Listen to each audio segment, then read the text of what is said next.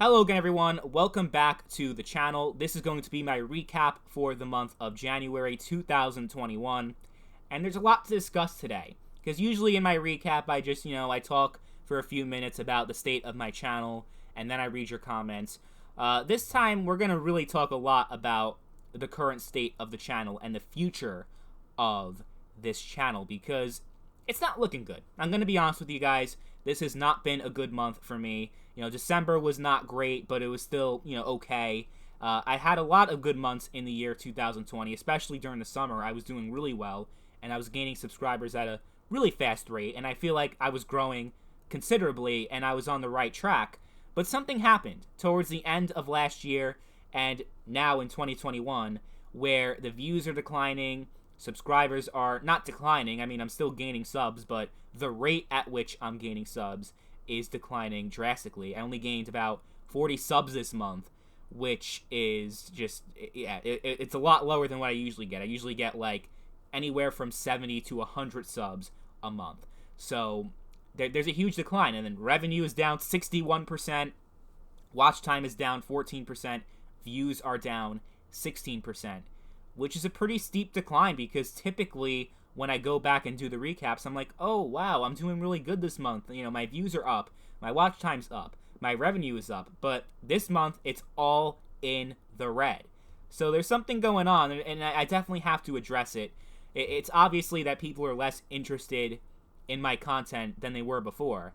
And I have to figure out why. Like, what type of content specifically do you guys not want to see? Let me know in the chat and in the comments down below if you're watching this on demand. But it's something that I need to address. It's something that I need to try and rectify, because if it gets to a point where my channel just keeps declining and it's completely dead, what's the point of making content if nobody watches it? I mean, yeah, I make YouTube videos for fun and it's a fun hobby, but part of the fun is interacting with my viewers. And if there are no viewers, that becomes kind of difficult. And also, I don't know if you guys have noticed, some of you are subscribed to my other channel, Mr. NoobTube Gamer, where I'm doing incredible. It's the exact opposite. I'm actually doing really well on my Mr. NoobTube Gamer channel. I'm gaining views. I'm gaining subs. I mean, look at these numbers. They tell a completely different story than the Chad Jackson channel, which is on a decline. This channel is just, it's on a fucking roll. It's shooting up to the fucking moon like Dogecoin and GameStop. It's doing incredible. And I'm very grateful for those of you who support me on that channel. But it makes for a very interesting conversation, because a channel that I started less than a year ago is already making more money, it's getting more views and more watch time than a channel that I've been building up for 12 years. So something's got to change. Definitely there has to be a change as far as the type of content that I deliver on this channel and how I deliver my content, which brings me to a serious change that I'm considering making, which some of you guys may not like, but hear me out. I'm thinking about this recap, the January 2021 recap, being my final recap ever. Now, I know what you guys are thinking. What the fuck are you thinking, Chad? Why are you thinking about getting rid of the recap when that's like literally the one thing that sets your channel apart from everybody else? Well, hear me out. I love reading your comments. I love interacting with you guys. And I am still going to do that, regardless, because I still haven't made a final decision about whether or not I'm going to get rid of the recaps. I'm definitely going to, hear what you guys have to say, and I'm going to hear you guys out before I make a final decision like that, because that's a really big change that I'm not just going to make without telling you guys and without having a conversation about it. So I want to hear what you guys have to say in the chat and in the comments about the idea of me ending the recaps. And I'm sure most of you watching right now are going to be against the idea, because the people who watch the recaps in the first place are my most loyal or most devoted fans, right? So I understand what you guys are thinking, like that I'm out of my fucking mind trying to end the recap. But let me put it this way, okay? I think that my content will be a lot better if I get rid of the recaps, because it takes away so much pressure from having to release a certain amount of content in a certain month, because obviously the recap is a monthly thing. So, for example, this happened in the month of November, where I had a lot of anxiety and stress that I did not release any content because, I had a lot of shit going on. I had a family member with cancer, and I had a lot of personal things that just took precedent over anything that was going on the internet and anything with YouTube. But I had to take a break, but I felt bad because it meant, oh man, I can't do a recap this month.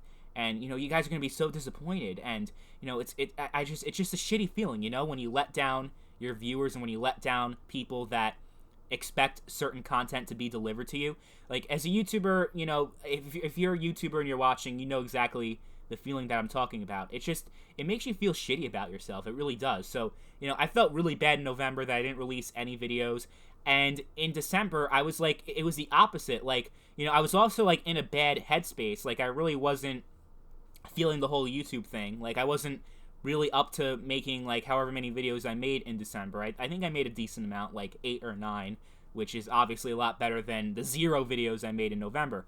But I also, like, I felt the pressure of making those videos so that my recap in December would be a lot better. Because, if you release a number of videos, like if you make 7, 8, 9 videos in a month, you have 8 or 9 topics to talk about in your recap. Because the whole point of the recap is that I go through each video and I read your comments in each video. So it makes the whole discussion a lot more interesting because it's a lot more full of variety, right? There's so many different topics to talk about.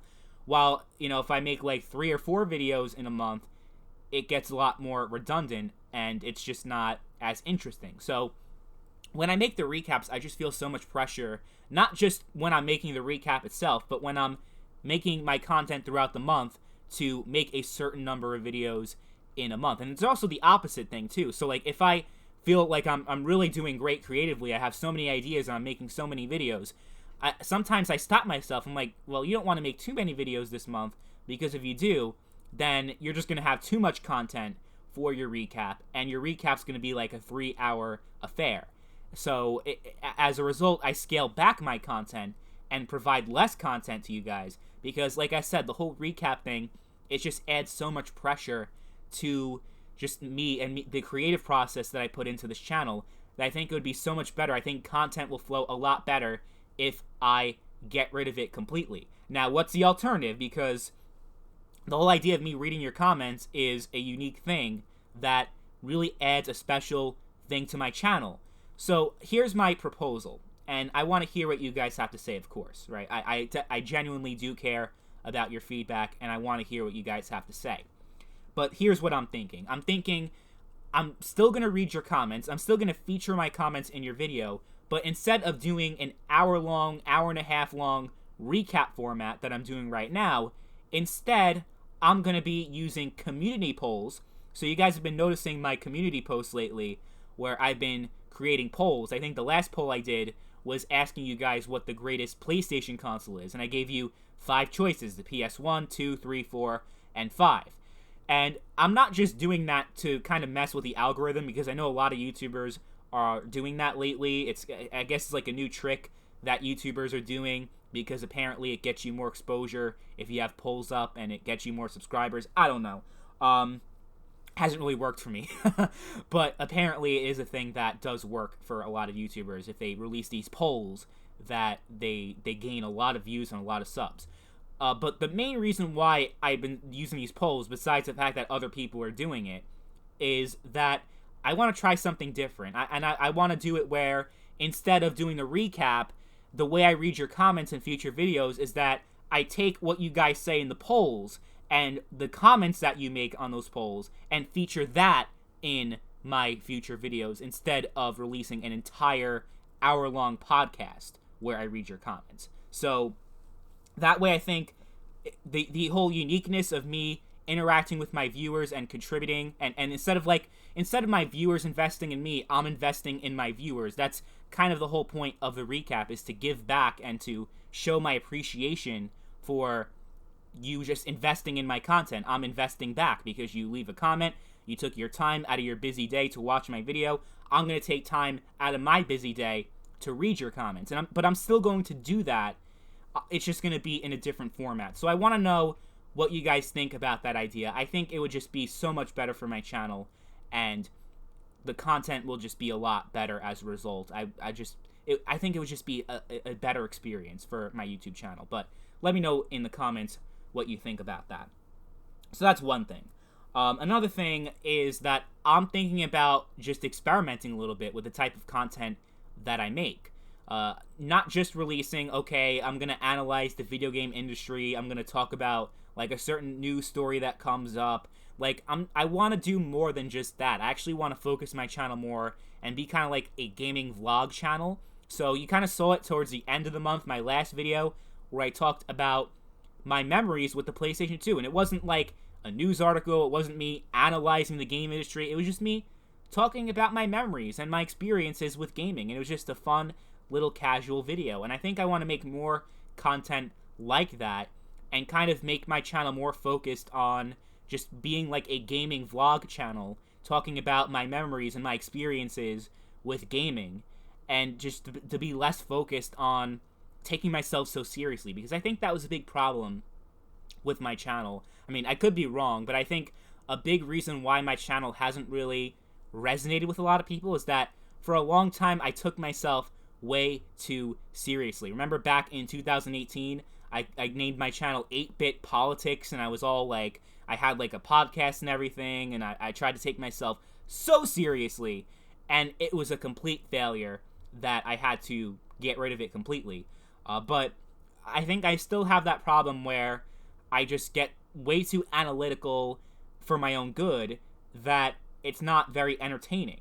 Like, it doesn't really give people a reason to watch my videos, because even though I do think that I provide very interesting discussions, and we will get into that very soon, and I will read your comments in those videos that I made in January, but the videos that I made in January are a good example of what I'm talking about, where I'm just getting way too analytical, and it doesn't make for really entertaining content. It might be interesting, but it's not entertaining.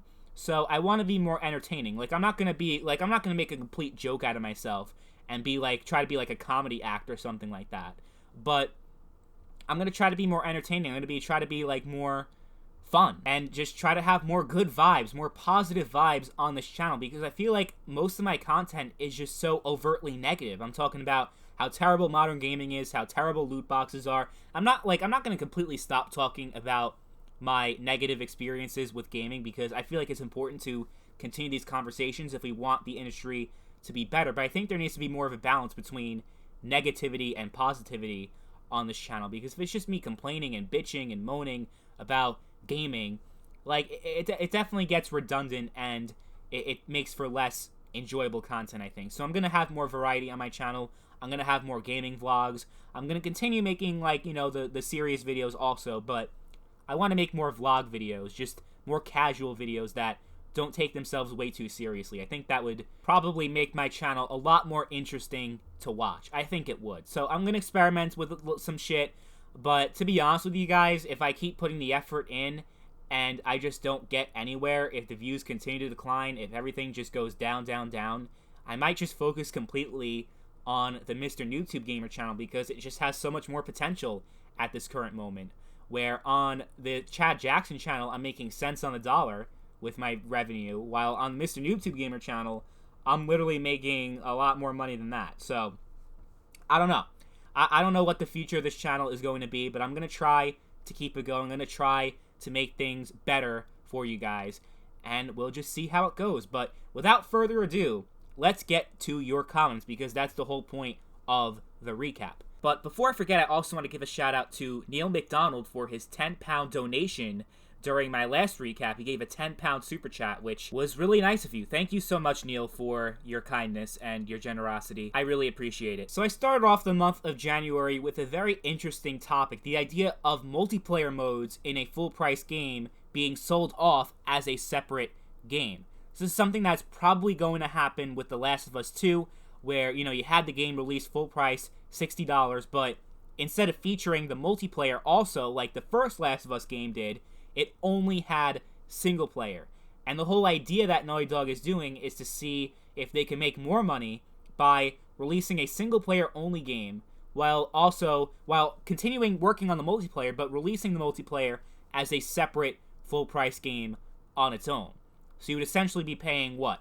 I mean, if games are $70 now, $140, because you'd be paying one game for the price of two. I was going to say 2 games for the price of one, but no, it's literally the opposite. You're literally paying double the price for the same game, which is something that we haven't started to see yet, but I think it's going to happen, unfortunately. I hope I'm wrong, but the way it's looking, every generation there's just new shit. There's new bullshit. I said this in the video. 7th generation, you had the online passes where you had to pay $10 if you bought a game used in order to play your games online. You were locked behind a paywall, and if you bought a game used, you were pretty much fucked. So that was a thing, and it was the beginning of the map packs and the DLC and the on-disc DLC. Remember Mass Effect series where you had content that literally was included in the game, but they sold off as separate content that you had to pay extra money for. So, yeah, there was a lot of bullshit in the 7th gen, but then the 8th gen, it took it to a whole new level with the loot boxes and microtransactions that we did see in the 7th generation, but they were only in free-to-play titles. But then they made their way over to full-priced $60 games, and were literally gambling. In the case of Black Ops 3, you had so many weapons that it didn't matter how much you grinded, it didn't matter how much you put into that game. Even if you put like $1,000 into the supply drops, there was no guarantee that you were even going to get the weapon that you wanted. So it was terrible. So I'm glad that they kind of moved on to battle passes, which we will talk about actually very soon. Because, I mean, the battle pass system is not great, but it's a lot better than what we had with the loot boxes. I think we can all agree on that. But we will focus a lot more on battle passes very soon. We'll talk about that. But as far as the idea of multiplayer being sold separately, it just adds to the whole problem with gaming, is that it feels like you're putting so much more money into these games, but you're not getting more content as a result. And that was the case with the 8th gen games, where it was just so fucking expensive to get into gaming. Not only did you have the season passes and all that shit, but you had the microtransactions and the loot boxes and everything. It just was ridiculous. And even at its core, even if you had everything that the game had to offer, the game just felt so lackluster. I mean, all these games in the 8th generation just felt like they were missing something. Like they weren't very innovative. They weren't too special. They were just there. You know what I mean? But at the same time, even though gaming is not getting better, the quality of games are not getting better, they're charging $70, $10 more to buy a game new than last generation, and we're not getting anything in return. We're not getting better content as a result. It's the same shit.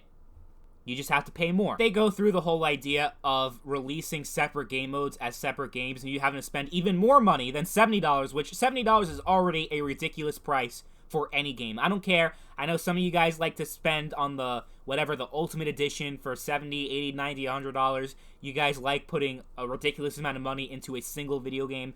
Me personally, I don't buy any games new. Even for $60, I just wasn't interested. I didn't think it was a good value, because I could play the same exact game 2-3 years from now for like $10. So what's the point of, like, I'm not one of those people that, like, I have to get the game now. I have to get it new. I don't give a fuck about that. But I know a lot of people do. A lot of people just put so much money into their video games. But I would hope that you guys are smart enough, at least, to not spend $140 on a single video game. Because I know that they will market it as, well, the multiplayer is its separate game and the single player is a separate game, and it's just too big to be part of the same game. And some of you morons may fall for that, but I would hope that the average person is not that stupid. I know my viewers are definitely not that stupid, but I hope the average consumer is not going to fall for that shit, because you know they're going to fucking try it. Naughty Dog's going to try it. They're trying it with Rockstar and GTA Online, that they're selling it off as a separate game next generation, or this generation, whatever you want to call it, the PS5 and Series X. GTA Online will start to be sold as a separate game, as a separate entity. So we'll see how that goes. We'll see how much they charge for it. But the fact of the matter is that Grand Theft Auto still sells millions upon millions of copies each and every year. Even in 2020, in the UK alone, GTA 5 sold about 2.5 million copies. So, yeah, I mean, that's a whole nother discussion about games. Maybe they're lasting too long. Maybe the whole live service thing is a bit too ridiculous. But, I mean, we'll save that conversation for another day, I guess. Let's see how you guys feel about the potential of multiplayer being sold separately. Magnamaster says, just the idea of that makes my stomach turn. Yeah, I'm completely with you on that. And we got a nice long comment from Joseph. If someone told me 10 years ago that games would be released in unfinished states and get away with it among the big reviewers and the community, I would laugh at him and say no way people would accept that, or even say that it would not be legal. I mean, how can it be legal to release a game that does not work? No Man's Sky, Fallout 76, Cyberpunk 2077, etc. Sadly, our standards as gamers are lower and lower each year, and I don't know why. I thought after No Man's Sky in 2015, people would stop pre-ordering games. It made sense that people would have their heart broken and learn not to trust gaming anymore. I thought after Battlefront 2 in 2017, people would boycott games with microtransactions and learned to spot this in other games. But here we are in 2021. Bugged and unfinished products like Cyberpunk are still a thing even after No Man's Sky. People still pre-order games. Microtransactions are still present. And now you're talking about splitting single player and multiplayer, which to this point never crossed my mind. First of all, great topic. Second of all, what the actual fuck? It seems we're getting worse and worse games as the years go by. Who to blame? I can't say it's the corporation and their shareholders' fault. They are a profit organization, and they should exploit the opportunity if they see one. Why would they care about passionate gamers? They don't. The true problem is the gamers. If people stop pre-ordering and buying microtransactions, then the cash flow will stop and something will change. I honestly believe this new breed of gamers are the problem. They have no idea, no clue, absolutely zero knowledge on what gaming used to be. Kids think this new AAA games are amazing. They think it can't be better than that. From that point of view, I can see how all this crap gets passed by. If you never played Half-Life, for example, how can you know what a good FPS game is? You have no standard. You don't have anything to compare it to this new AAA shit. Because of that, you accept what is given to you, and you call it groundbreaking, immersive, breathtaking, and innovative gameplay. How to solve the problem? Big reviewers are potentially a solution, but they don't want to compromise the cash flow. They, as much as the corporation, don't give a fuck. Why would they? They get paid for their reviews, and they score high. If IGN started giving out tomorrow 1 out of 10 to big AAA games and started pointing out all this crap that we are seeing, then kids who watch them would set a new standard for themselves. Sadly, money is what makes the world go round. Anyway, this is my opinion on the matter, and I don't know everything there is to know about the gaming industry, nor do I know actually how to solve this problem that we are facing. However, I do know enough that I can spot shit practices when I see one. Thank you for talking about this and sharing it. Cheers. Well, thank you so much for your comment. It was a nice, thought-provoking comment that really puts things into perspective if you really think about it. Like, I've been saying this for years, actually. Anyone who's been watching my channel for a long time, I'm the one that always says, can we really blame these publishers for their greed? I mean, yeah, they're greedy and we should call them out on the shit that they do, but at the end of the day, they are companies, they're corporations, and the only purpose of a corporation is to earn a profit and to keep making more and more money so that their shareholders are happy and they keep investing, and they get richer and richer. I don't expect anything more from a corporation because that's literally what the purpose of a corporation existing. It's to make money. But I think the blame really goes more towards the consumers that accept these practices and don't question them and keep buying shit no matter what. And then a lot of them even have the balls to complain about it afterwards. Like, oh, these fucking loot boxes, these microtransactions, and this and that. I hate modern gaming. I hate this. I hate that. But, like, you're contributing to the problem. I'm not saying you specifically, Joseph, but a lot of people out there on Twitter and all over the internet who like to complain and complain, bitch and complain, this game sucks, it's terrible, I wish I didn't spend $60 on it. Well, then don't. Learn from that in the future. But then what they do is that they just keep doing the same shit. It's like definition of insanity. Doing the same thing over and over again, expecting different results. But that's exactly what they do. The next year, they buy the next new shiny game, and they complain over and over again. It's a never-ending cycle, and it's very frustrating. So I do think that it's consumer awareness. I think that's the main problem as to why we have these serious issues in the video game industry. And that's really where the change has to happen. Not necessarily with the corporations to just trust that they're going to be nicer to us and treat us better. The only way they're going to change is if we vote with our wallets. So the ultimate responsibility comes down to the consumer. Definitely. And we will actually expand upon that point later on in the recap, because I made a video about the whole debacle with Xbox Live Gold and the prices going up. That video really is a good expansion on this topic. So we'll talk about this more later. But I'll read one more comment on the multiplayer sold separately video from Samurai Edge. This just makes me not want to move on to 9th gen. The 8th gen was already bad enough, and now we are having the same games doing this. I'll stick with my old games. At least I get what I pay for then. Yeah, I mean, anyone who's been tuning into my channel for a while would know a common pattern is that most of the games I play are pretty old. I think the newest game that I ever play on the channel is like 2 or 3 years old at least. I mean, this game, WWE 2K20, came out in late 2019. I got it, I think, 6 months ago on sale for like $25. It's actually one of the worst wrestling games of all time, but I decided to check it out because I didn't have a wrestling game on PC before, so I wanted to check it out, and yeah, it's okay. I mean, it's not...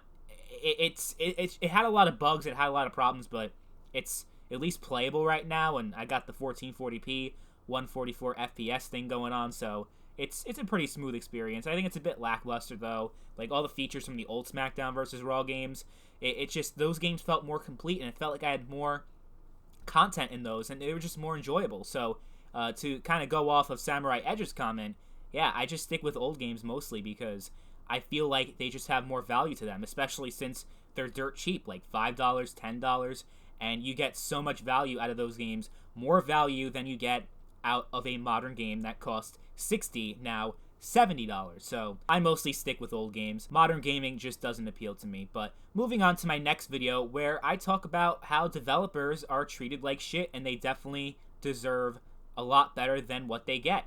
Now, this is, I don't think I ever made a video specifically talking about crunch and working conditions in the video game industry, but I just decided to make a little bit of a passionate rant about the dark side of the video game industry that isn't really talked about very often. I mean, you hear it in the news here and there about crunch, but people don't really understand what goes into the process of making a video game. It's a lot of hours, a lot of unpaid hours in a lot of cases too, and it's just the way that these developers are treated, it's reprehensible. It really is. So I don't know if unionization is the solution to the problems that we have, like as far as the development of video games with the mandatory crunch and these developers not getting paid the bonuses that they're earned and all these different factors. But something's got to give eventually. Something has to give because this is just, it's crazy. And like, I think the worst thing is that at the end of the day, like, the developers don't really feel a lot of gratification for the work, for all that blood, sweat, and tears that they put into the game. Like Cyberpunk, for example. I mean, I'm sure a lot of people that worked at CD Projekt Red on the game are very proud of the work that they did overall, but when you spend years upon years working on this game for it to turn out the way it turned out, which is not their fault, it's the people in charge of management that decided to release the game too soon, and they kept delaying it and delaying it. Well, they shouldn't have announced a release date to begin with, so people in charge are just so incompetent, they should all be fired, but that's a whole different story of CD Projekt Red. But I can imagine that, you know, after all that work that you put into the game, for it to turn out like shit or to not live up to expectations, it's got to be tough.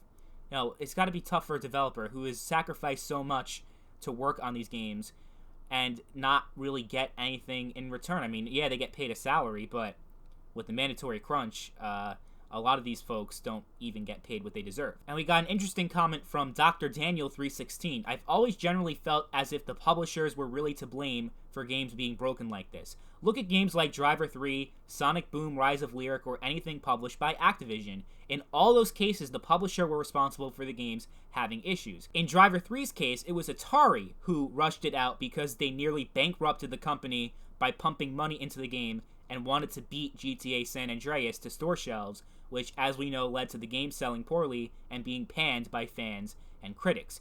In Sonic Boom's case, Big Red Button was originally developing the game on CryEngine 3 for Xbox One, PS4, and PC, and they were long into development. Sega, the publisher, signed an exclusive deal with Nintendo, and thus all the devs' work had to be pretty much scrapped, as they were now developing the game for a much weaker system, one that wasn't built to run CryEngine 3, mind you. So the rest of the development was spent making the game even function, and thus it launched broken due to Sega putting a severe deadline on the game.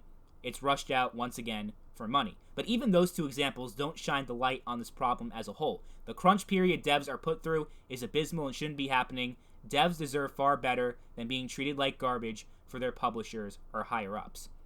And I think that's another heartbreaking thing that I discussed in the video, where you have these studios being shut down. I don't know if Big Red Button closed down. I'm not really familiar with the whole case of Sonic Boom. That's actually very interesting that they had to scrap the whole project in order to get it to run on the shitty Wii U.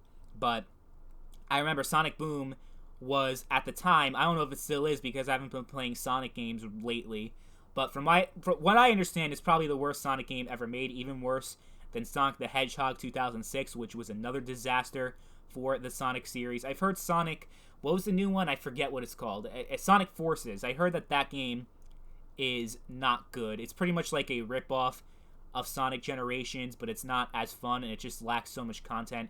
The overall gameplay is not terrible from what I hear, but it's just not... It just doesn't feel like a full game. It's just... it could have used a lot more polish. But I don't know. I haven't been following the whole Sonic franchise in a while because Sonic has been a train wreck since 2006 at least. I mean, you can make the case that it hasn't really been the same since the end of the Dreamcast and Sega going third party. But we did have a few games in between. We had Sonic Heroes, which is one of the first video games I ever played. I love that game to death. And let's not forget the Sonic Advance games on the Game Boy Advance. They were phenomenal. And there was also Shadow the Hedgehog in 2005, which a lot of people hated, but I thought it was okay. I didn't think... it was a pretty good platformer. I know people didn't like the guns, and people weren't a big fan of it, but I thought Shadow was okay. But things really start to go downhill in the 7th gen with Sonic, and it's a tragedy, but it's not really the developers' fault. It's what the publishers tell them to do. And it's not like developers have 100% creative vision to create what they want to create, because it's all about making money. It's all about their quarterly earnings reports, and they could maximize profits. That's what happened with Black Ops Cold War. They could say that they sold a game in the holiday of 2020, a big Call of Duty release, and that drives up the stock price. That's what it's all about. There's zero regard for the actual creative process that goes in to the development of the game. The publishers severely inhibit that process and make it almost unattainable. Like developers have one vision, publishers have another. Well, the publisher's only vision is to create something that makes as much money as possible. So it really dilutes the overall gaming experience. It's sad. It really is. And you have these really talented studios. I think I mentioned Visceral Games specifically in that video, the creators of the Dead Space trilogy. Amazing games. If you guys never played before, I recommend you check it out. I think it's available on Xbox Game Pass Ultimate if you have that subscription, because it's EA Play is included, but also if you have EA Play on the PlayStation 4. Well, I don't even think Dead Space is available on the PS4. I think they were only on last gen consoles, but I don't know. I know that if you have a PC though, and you have EA Play, you can get all the Dead Space games included in your subscription. You definitely check it out. They're really amazing third-person shooter games. That some of the best games that really defined the 7th generation. The people at Visceral Games are very talented, but what happened is that EA decided to get them working on a Battlefield game called Battlefield Hardline. I think they also previously worked on DLC content for the Battlefield series. Remember the Endgame DLC in Battlefield 3? That was released like a few months before Battlefield 4, actually, which is kind of interesting. But yeah, they had experience working on the Battlefield series. They released some DLC content while DICE was working on the newer games that they were dropping. But Battlefield Hardline just didn't resonate with people. It didn't succeed as much as EA wanted it to, and as a result, they're like, you know what, we're just gonna shut down Visceral Games. So all these talented folks out of work, losing their jobs, it's terrible. It really is. The video game industry is a cutthroat industry. It's one of the toughest industries to really succeed in. And, you know, even though, like, you also, like, you know, I talked about mandatory crunch. There are a lot of cases, like, where crunch isn't mandatory, but it's strongly suggested. If you want to get a promotion, if you want to actually rise up in ranks in the industry and, you know, keep moving forward and, what's the word I'm looking for? Upward mobility, you're going to do what they say. You know what I mean? And you're not going to really deviate from course. So I think that's really the huge problem with the industry and why modern gaming is such a train wreck and why the 8th gen was probably the worst generation in console history. It has a lot to do with the publishers just not giving a fuck and not really taking all these factors into consideration about how much time does it actually take to make the game and what actually makes the game good, but they just focus more on what makes them the most money. It's a real shame, but That's what modern gaming is in a nutshell. But moving on to my next video, where I talk about why battle passes are bad for gaming. Now, the title is a little bit misleading because it implies that I think that battle passes are just like the most anti-consumer thing, like they're on the same level as loot boxes and even season passes, where the player base was split in half and you had to pay like $50 extra in order to get all the content in an online game. I do think that battle passes from a consumer perspective are a lot better than some of the shit that we've been dealing with in recent years, especially the gambling loot boxes. I mean, I don't think anything can ever be worse than that, except for maybe the idea of multiplayer being sold separately. I think that's actually probably the worst thing that I've ever heard of so far. But, 10th generation, they're going to come up with shit that's even worse. You know how it is. It's just a never-ending cycle of shit and bullshit in the gaming industry. In the case of battle passes, I don't know if it's like me thinking that it's anti-consumer at its core, like the whole idea of this cosmetic pass, like $20, not $20, it's like more like $10, right? I don't even know because I don't buy them, but yeah, they're like $10 for a battle pass, and the battle pass lasts you like, I don't know, 2 or 3 months, however long the season lasts. But the catch, of course, is that if you don't complete the battle pass in time, even if you paid for the battle pass, you're not actually paying for the content within it. You're paying for a chance to get the content. So I think that's where I really have a problem with it, is that it creates this culture of grind in video games where you have to grind out the battle pass, you have to complete all these challenges, you have to grind.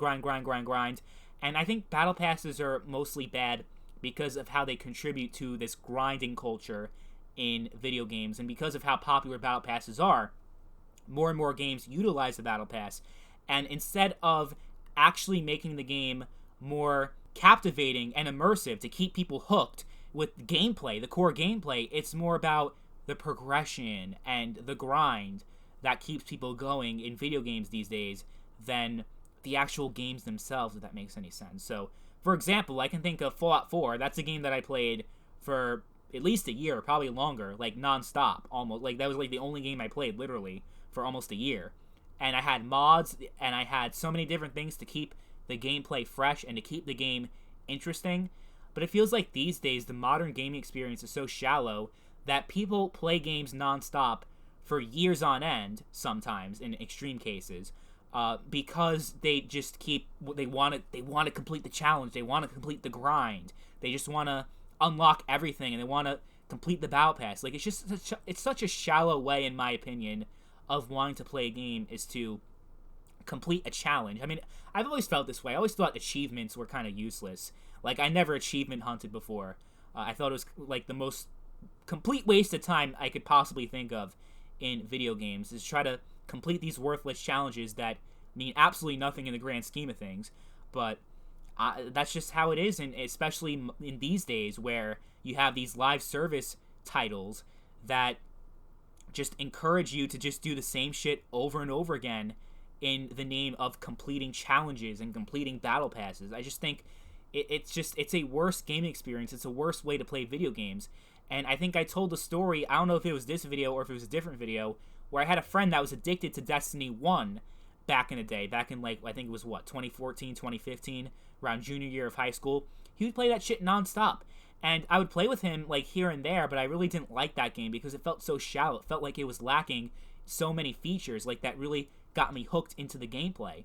But this kid, my best friend, he just kept playing it over and over again. He was doing the same raids, the same missions over and over and over and over again, so that he can get enough light for to get armor and weapons and shit. Like, that's the whole purpose of him playing the game, is to just keep grinding it out. And he played the shit until like 3 o'clock in the morning, and he'd be in school the next day at like 8 a.m. And he was a fucking wreck because he'd stay up all night playing Destiny 1. And I'm like, why are you even playing that garbage game to begin with?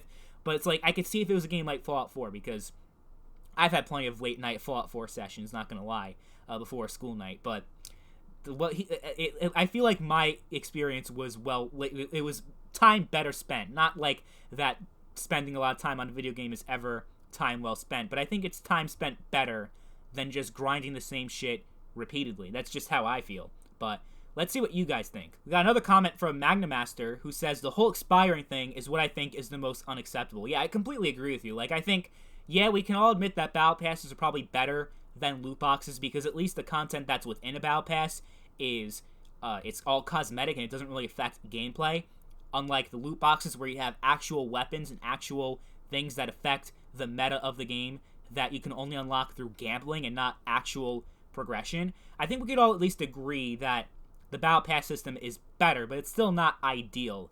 I propose that the best way for a game to be monetized is kind of like what we had back in the day in Black Ops 2, and I think Call of Duty Ghosts had it also, where you could just, you have like $2 camos, $3 camos, and you could just buy everything individually. If you like the cool skin, if you like all that cosmetic shit, you can buy it at an individual price point, and I think that would be the most pro-consumer way to monetize a game. Even though I'm not really whole big on the idea of monetizing a game to begin with, because I feel like the game was already monetized when you took the $60 from me. Why do you have to keep making more and more money out of it? You know what I mean? But if you have to monetize it, I guess that would be the best way to do it, in my opinion. But yeah, I mean, Battle Passes are still not ideal, even though they're a step above what we've been dealing with before with the loot boxes and even the season passes, especially when we're talking about online games. But I think we can definitely do better as far as the monetization aspect of it, in the sense of being pro-consumer. And then we got another comment also from Dr. Daniel316. What annoys me about them is how you essentially throw money just to get the chance to unlock items that should already be in the game, and when the pass runs out, you are locked out of items despite having paid for access to them. I miss the days when you just had to work to earn items, and there were no paywalls or time limits to unlock them. Back then, you had to earn items, not pay for what is essentially a free trial to get a remote chance at them. I hate this whole Battle Pass system, as it's barely better than a Season Pass or loot box in my opinion. Well, I think it's a little bit better than a Season Pass or a loot box, because like I said, it doesn't really affect the gameplay. I mean, yeah, it sucks that you miss out on a skin, but it's not really like the end of the world, as opposed to not being able to access the multiplayer maps that are included in the DLC in the case of Season Passes, or being able to access weapons and items that give you a competitive edge in the game, as was the case in Black Ops 3. So I do think it's actually considerably better as far as the whole pro-consumer aspect of it, but it's still not pro-consumer.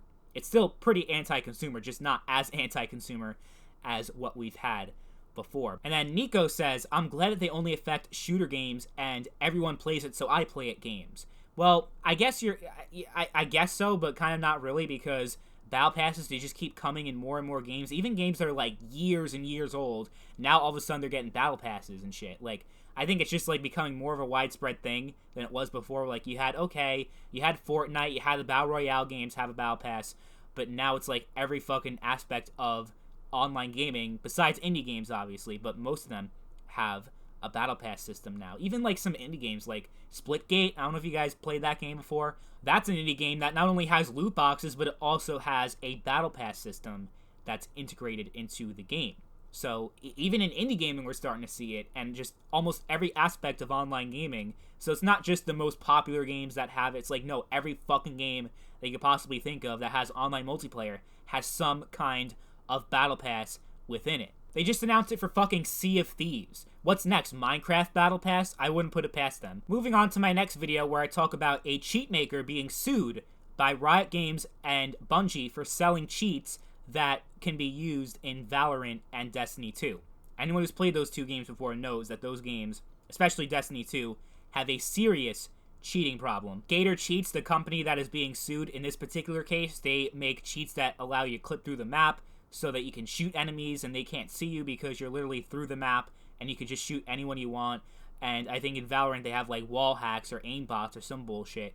So there's just so many cheats that just ruin the game experience, and as a result, Riot Games and Bungie are losing a lot of money, because if their game is getting cheated and people are ruining the experience for the players are not going to stick around and keep dealing with it. They're going to fucking leave and play something else.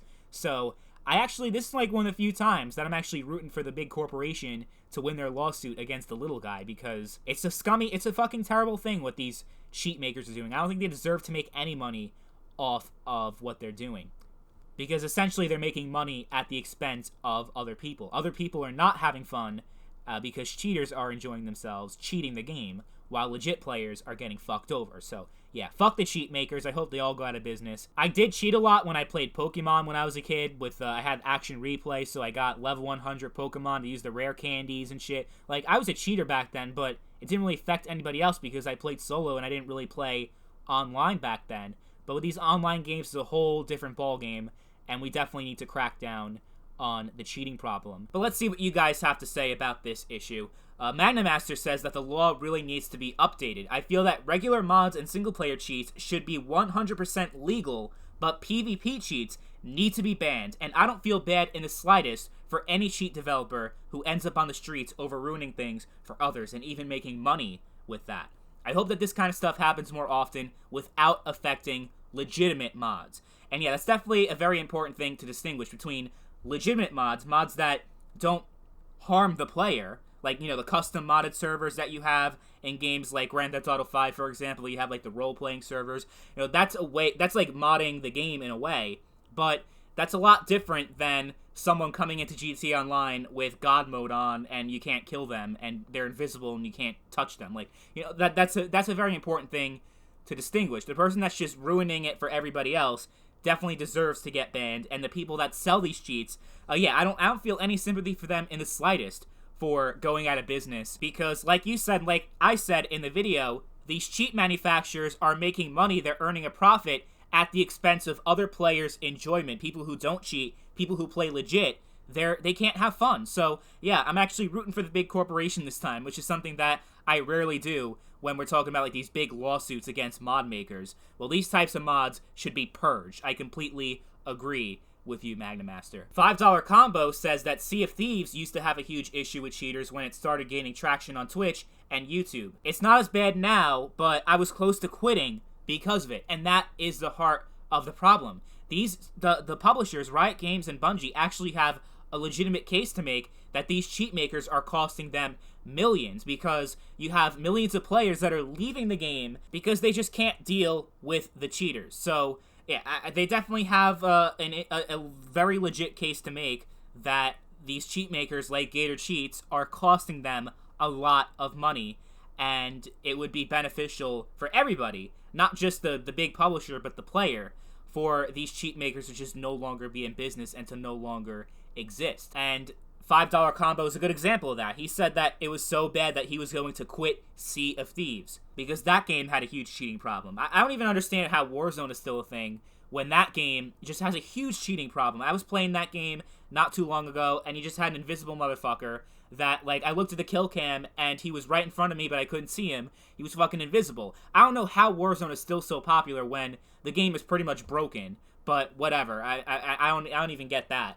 But I imagine that Warzone could have been even bigger if they had strong anti-cheat software. And I guess you can try to argue that it's ultimately the responsibility of the publishers to have strong anti-cheat measures, which I would agree with you, but the fact of the matter is that these cheat makers, they just don't deserve to exist. That's just how I feel. You guys might feel free to disagree with me on that, but I really don't think that anybody that sells a product that is meant to destroy the experience, is to ruin the experience for other people who spent $60 of their hard-earned money in order to get access to that game, for you to ruin it for them.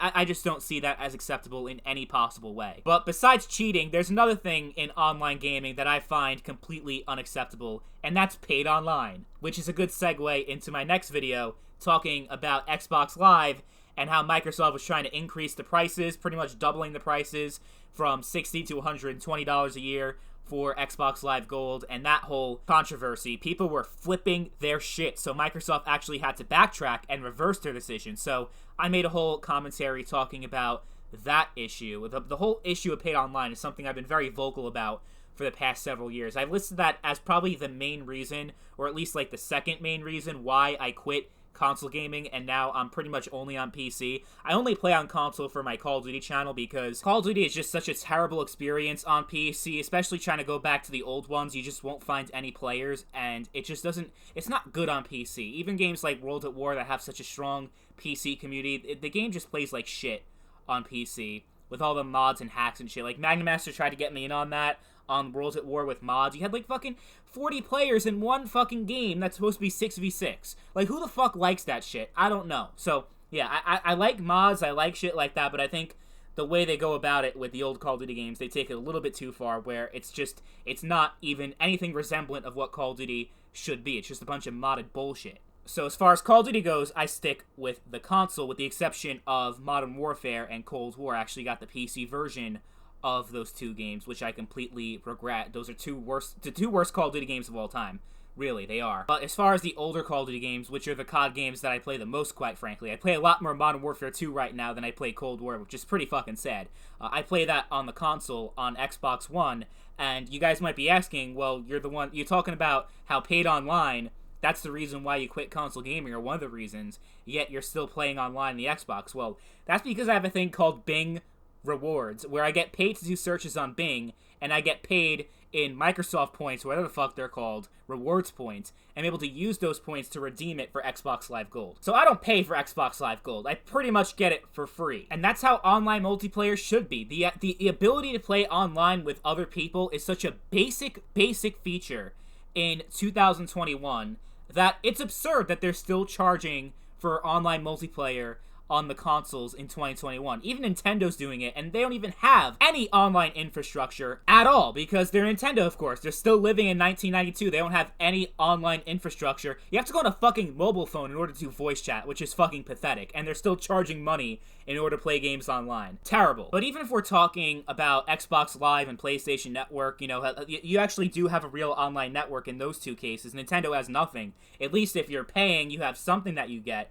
But even still, I can go on Steam right now, and every single feature that I have on the PlayStation and Xbox in terms of being able to play with your friends and all these social features, I have the exact same features on Steam, and guess how much I pay for online? Absolutely fucking nothing. And on top of that, I get to install mods on my games. I have more games to play, because there's no such thing as a PC generation. There's no PC2 or PC3, and you can't play games that are older on older PC games. No, there's no such thing as that. But on the PS5, oh yeah, you can play PS4 games, but you can't play PS3 games, you can't play PS2 games, you can't play PS1 games. You just have so much more freedom. You have more experiences, you have more games to play on PC, and more things that you could do with your games on PC. And you don't even pay a dime for online. So you're getting pretty much, so the console experience is less for more. That's the best way to describe it. You're paying more money for a lesser experience, because that's what console gaming is. It's inferior to PC in almost every way imaginable. That's just the truth. And I, for the life of me, can't understand why consoles are still very popular. The PS5 and even the Series X are selling quite well. I don't even understand how consoles can still be relevant in 2021, because there's nothing, not a single thing they offer more than the PC. You could talk about convenience, but the whole plug-and-play thing has been dead for at least 10 years. You can talk about exclusive games, but there are plenty of those on the PC, and in the case of the Xbox, they're all on PC. And that's another thing that I just find hilarious, that you actually have Xbox Live on the PC. It's the full Xbox Live experience with the same servers, the same infrastructure, the same party chat, everything on the PC. And guess how much you pay for Xbox Live on PC with the same fucking games that you have on the Xbox? You pay nothing on PC, but you have to pay $60 on console. How fucking ridiculous is that? So even if you believe that Xbox Live, you have to pay for it because they have to keep up the servers, well, why are PC gamers getting it for free and console gamers have to pay for it? So the whole other thing about, oh, well, console gamers are so much cheaper. No, it's not. If you do the math, PC gaming is actually cheaper in the long run. Console gaming is a total, complete scam. And Microsoft trying to essentially double the price of Xbox Live Gold overnight, that's just a great example of that. GeoArva35 says that Microsoft is pathetic. I can understand getting a PS5 over a PC, but getting an Xbox over a PC is really dumb. I mean, I can kind of understand where you're coming from. At least the PlayStation 5 has more to offer than the Xbox. At least the PlayStation 5 has fucking games. You know what I mean? The Xbox has no fucking games, and the games that you do have are all available on PCs. There's literally no incentive whatsoever to get an Xbox console over a PC. And even if you say, well, the Series S is so cheap, no, it's not, because you have a fucking $200 external hard drive that you have to pay for. So it's at least a $500 console, and then add the $60 over 5 years, assuming they don't try to raise it again. You're pretty much breaking even at the very least.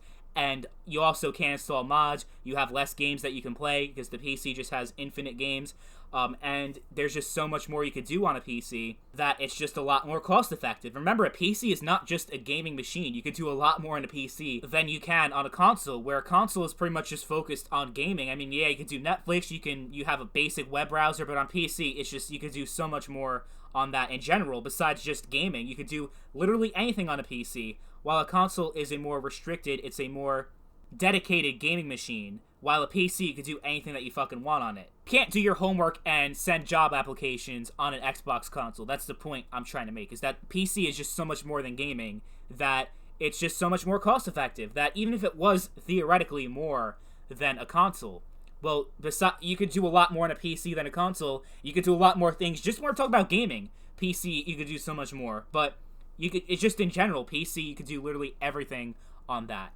So I really don't understand the point of getting any console. Even if we're talking about the PS5, I don't understand the point of getting a PS5 over a PC besides bad information. I mean, that's the only reason I can think of anyone trying to buy a console over a PC. I guess the PS5 has a lot of attractive exclusive games in its library that can entice people to just go over that console above anything else. But honestly, and this might be a little controversial to say, I don't even think the PlayStation exclusives are that special. I mean, I know they get a lot of critical reviews, they get, 9 out of 10, 10 out of 10, but I think if you look at all the PS4 exclusives, compare that to the PS3 exclusives and the PS2 exclusives, the PS4 is probably the worst generation in PlayStation history as far as the quality of exclusive games and the type of variety that we've had. I mean, they're all third-person action games. They're all the same fucking genre. Where are the FPS games? Where are the racing games? Where are the fighting games? We had that back in the day in the PS2 and PS3, but in the PS4, it was just all the fucking same. And, obviously Spider-Man and The Last of Us don't play the same as each other, but we needed a little bit more variety in this generation. That, I would say the PS4 is actually the worst generation as far as exclusives go. It was kind of underwhelming, but I don't know. People are still buying consoles for whatever fucking reason that I still can't really wrap my head around. But that's their problem. If they want to get ripped off by Sony and Microsoft, that's on them. I'm going to keep enjoying my PC, and I'm going to have a good time, while console gamers are going to get ripped off and scammed, paying for online. But what I really don't get, as far as this whole Microsoft trying to raise the price of Xbox Live Gold, the thing that really puzzled me the most is that Microsoft is getting their ass kicked by Sony as far as the console market goes. It wasn't even close last generation, and Sony is already outpacing them in the 9th generation. That Microsoft needs to do everything they can to try to win people back. People who left the Xbox after the 360 and bought the PlayStation 4 instead of an Xbox One. Microsoft lost a lot of customers over the years. You would think that after getting their asses handed to them in the 8th generation, that they'd be trying everything they can to win people back, like Sony did when they were getting their asses handed to them by Microsoft in the 7th gen. What does Microsoft do instead? They fucking double the price of Xbox Live Gold. It's insane that they even thought that was a good idea. We got this comment from Dr. Daniel316 that kind of touches on this. I don't know what made Microsoft think pulling a stunt like this was a good idea and would have gone over well with fans. Clearly, they didn't learn from E3 2013 and the Xbox One reveal. Thankfully, though, I'm glad to see that for once people stood up against this and it actually made a change. Something we don't normally see a whole lot. Microsoft really couldn't hide the fact that they only care for Game Pass, even more as we all know the reason they even wanted to do this was so people would just buy Game Pass, considering that Xbox Live Gold is included with Game Pass Ultimate. I really wish that paid online would just go away, but sadly it's here to stay seemingly, unless people vote with their wallets and stop supporting it. This is why I switched to PC, because I like actually being able to play the games online without paying a stupid fee. It really annoys me how I have an Xbox 360 sitting around with some games that'd be fun to play online, but due to the paywall, I can't even do that. Paid online is a serious cancer and shouldn't have ever been allowed to be normalized. But yeah, overall I think Microsoft is really just trying to seemingly sink their ship at this point. Sony may as well be the only console maker nowadays, as they're just dominating while Nintendo is off doing their own thing. Something needs to change soon for the sake of not just the console market, but I think the industry as a whole would benefit from actual competition. Yeah, Microsoft just has their head so far up their ass. I don't even know what the fuck they're doing. I mean, obviously they're trying to focus so heavily on Game Pass, but you think if Game Pass was such a valuable proposition, they didn't essentially have to put a gun to all their customers' heads and force them all to buy Game Pass with this move, because Xbox Live Gold's $120 a year, Game Pass Ultimate would also be $120 a year. So it'd be the same fucking price with Xbox Live Gold and Game Pass Ultimate if you bought the annual subscription. You would think if Game Pass was such a great service and was something that people were interested in investing in, they wouldn't have to force their customers to buy it because Game Pass Ultimate includes Xbox Live Gold. That's the reason why they raised the price, is to convince more people that, whoa, look at how valuable Game Pass is. For the same price as Xbox Live Gold, $120, you can also get Game Pass. You get all these games included a month with a fucking subscription. I mean, I guess that would make a lot of business sense if Microsoft was doing good business, if they were actually being successful with their consoles enough that people just go along with it no matter what. But Microsoft is struggling to the fact that, like Daniel pointed out, Sony has a near monopoly in the console market because Microsoft's not competing with them. Sony is just far beyond Microsoft in terms of sales, in terms of like people actually caring about the PlayStation brand over the Xbox brand. So Sony doesn't really have any real competition right now, which is very scary. And you know, you guys can say that, oh, I'm trashing on Xbox, I'm being unfair, I'm like a Sony pony, even though I don't have a PS5, no intention of ever getting a PS5. But you know, you can call me a fanboy all you want. But the fact of the matter is that there is absolutely no reason to get into an Xbox more than a PS5 right now. And because of that, because Sony is in such a good position, they don't have any real competition, that is bad. That is bad for a console gamer. That is bad for the industry as a whole, because we need competition. The reason why the 7th generation was so great and the 8th generation was so underwhelming is because with the 7th gen, you had such fierce competition between the PS3 and the 360, and the Wii was also going, and Nintendo had a lot of success. But with the 8th generation, it was just so fucking one-sided that that's the reason why the quality of games went down, is because of the of how powerful Sony was at that point. There's no reason to make better games. There's no reason to raise the bar when you could just sit pretty and collect money. That's what Sony did last generation, and that's what they're going to do this generation if Microsoft doesn't step the fuck up. But now let's get to the final video I made in the month of January, just talking about my memories with the PlayStation 2, the very first console that I ever owned. This was a nice chill video, kind of like what I was talking about at the beginning of this recap, how I want to make more videos like this where I'm just reminiscing about the past and sharing my favorite gaming memories and, you know, not taking things too seriously, because I went on a whole rant about Microsoft and how they're fucking things up. This is just a nice casual chill video, just talking about good vibes and positivity and some of my favorite memories with the PlayStation 2 and how the PS2 really shaped me as a gamer over the years. It was my first real gaming experience, so I have a lot of good times with that console. Samurai Edge says that his first console was a Wii with a copy of Wii Sports and Lego Star Wars: The Complete Saga. Now in 2021, I went back and collected systems all the way back to the NES. Funny enough, my most recent console I picked up was a PS2. I'm currently playing the phenomenal game Silent Hill 2. What a game. They really don't make games like this anymore. Such a shame. I couldn't agree more that gaming was just so much better back then than it is today. It's just something's missing. I mean, I said that many times throughout this recap, but I think it's true. I mean, anyone who's commenting right now, anyone who's in the chat lurking or is watching this on demand, if you think that the 8th generation is actually the greatest generation of all time and you're not a troll, I want to hear what your take actually is. Like, did you just like grow up with the PS4 so you don't know anything better? I feel like that's the reason why people are so invested in gaming still. It's just people don't even know better. They don't know what gaming was back then. And the only thing that they know is the PS4 and the Xbox One. So they don't understand how great it was before. But it's nice that people like Samurai Edge are actually going back and collecting old consoles like the NES, so that retro gaming is still alive even after all these years. Yeah, I used to collect consoles a lot. I collected a Dreamcast, I had all the Sega consoles, I had a Game Gear, I had all the systems.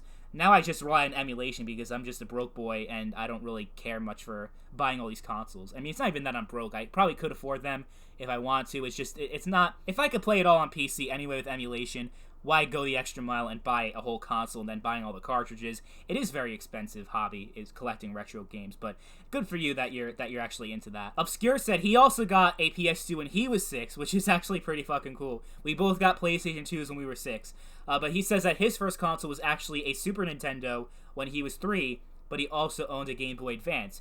One of the lucky kids who owned both a PS2 and a GameCube. Man, I miss those days. I miss them too. I really do. And then Chess says that his most played PS2 game was Battlefront 2. That was actually my most played PS2 game also. Even though I would actually say that Battlefront 1 was a better game. I mean, as great as Space Combat is, I just think that the overall, like, the maps on land, the land maps in Battlefront 1 were just a lot better designed than Battlefront 2. I like the maps a lot better in Battlefront 1. But Battlefront 2 is still an amazing game, and I probably put the most time into that because I wanted to play more Battlefront 1, but my disc crashed, and it was at the time where you didn't really, you weren't really able to do, like, online shopping that much. I mean, I guess you had eBay and shit like that, but I was, like, fucking 7 years old. I didn't know anything about that crap. So, they stopped selling it at the stores because the game was, over a year old at that point, and Battlefront 2 came out, so I had no way of buying Battlefront 1 again. So that's why my most played game in the PS2 was Battlefront 2, even though I probably would say that Battlefront 1 is the greatest Star Wars game ever made. Shin Kansen Hype's first console was the original PlayStation, but his first game was the Elder Scrolls 2 Waterfall when he was a toddler around 97, 98. It's actually really cool that you're like 2 or 3 years old and you actually remember a lot of the games that you played back then. So do I. I remember playing Teletubbies and, what was it, Putt Putt Enters the Race, SpongeBob SquarePants, Employee of the Month, those old point-and-click games. Those are my earliest game memories. I don't know why those memories stick with me so much, because I don't remember anything else that was going on in my life when I was 3 years old, except for that one time when I was 3 and I almost drowned to death and I almost died. But besides that, I don't remember much from my life back then, but I remember the video games I played, which is incredible if you think about it, really. And Shinkansen, I'm curious to see what was like playing Elder Scrolls 2 when you were like 2 or 3 years old. I'm fucking 22 and I don't know how to get into Elder Scrolls 2. That game is just so fucking hard. I can't imagine what it was like for you playing that game when you were 3 years old. But that pretty much wraps up my recap for the month of January 2021. Again, let me know what you guys think about the idea of me ending the recaps. How about, I'll tell you guys this. Okay, so I'll make a video where I integrate the comments into it from the polls that I do in my community posts. And let me know in the comments of that video when I decide to make it, if you guys like that better or if you want me to go back to the recaps. I think that's the best way to go about it. Is just, do a little trial run of what my channel would be like without the recaps. And if you guys like it, great. If you don't, then I'll consider changing back to the recap format. But we'll see how it goes. I personally think my channel would be a lot better and content will flow a lot better if I get rid of the recap and integrate the recap format into all my videos so that it just flows a lot better. And I would just have a lot more time to make videos, because the whole recap thing is literally like 5-6 videos into one video. This is over an hour and 7 minutes. Like, that's a lot of videos into one. That's essentially what the recap is. So I think that would be better. Also, I'd be doing more live streams if I got rid of the recap, because again, I'd have more time, so that's another thing to think about. I know you guys really like my live streams, but I guess I'll just see how things play out. I'm going to try to make a few changes to my channel and the content that I make and see if you guys like it better than what I've been doing lately. The future of this channel is very uncertain right now. I don't know where things are going to go, but I'm just going to keep trying to make the best content possible. That's the best that I could do. But I'm going to leave it here. Thank you all for watching. I hope you guys have an amazing weekend, and I'll catch you guys later. Bye.